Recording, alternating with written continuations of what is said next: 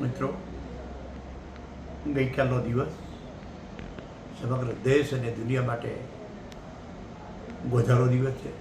એવી અઘટિત ઘટના કે આ સદીની મોટામાં મોટી દુર્ઘટના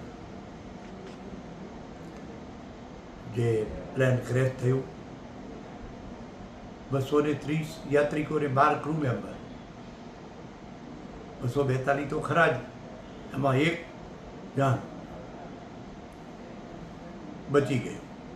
વિધિની વિચિત્રતા તો રાજ્યના પૂર્વ મુખ્યમંત્રી આદરણીય વિજયભાઈ રૂપાણી પણ એમની દીકરીને મળવા માટે, પરિવારને મળવા માટે જે લંડન જઈ રહ્યા હતા, પણ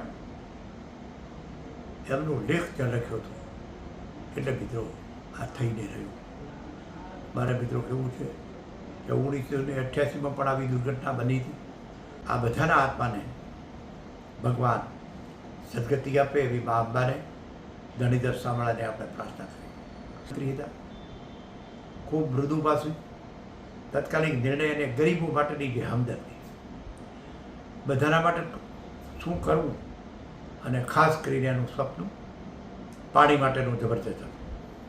આમ તો જૈન એટલે દયાવાળું જીવ દયાના માણસો, અને જીવ દયા માટે જે એમની લાગણી હતી, આની સાથે સાથે પાણી માટે થરાદ એટલે કે સીપુ, માદનપુરાથી સીપુ સુધીની પાઇપલાઇન 635 કરોડ એમના જ અધ્યક્ષસ્થાને મિત્રો મંજૂર થઈ. જે અત્યારે આપણે તળાવો ભરવાનું ચાલુ કર્યું છે, એ વિજયભાઈ રૂપાણીની દેન છે કે જે એમની કામ કરવાની રીત સમગ્ર પ્રજાજનો માટે, રાજ્યના બધા જ પ્રજાજનો માટે પહેલી આરોગ્યની ચિંતા કરી.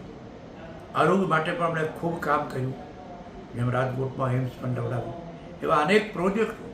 પણ હું મિત્રો ચોક્કસ કહીશ કે બીજેપીનો સમગ્ર પરિવાર, એમના ધર્મપત્ની અંજલિબેન પણ એટલા જ માયાળુ એક કાર્યકર તરીકે એમણે કામ કર્યું.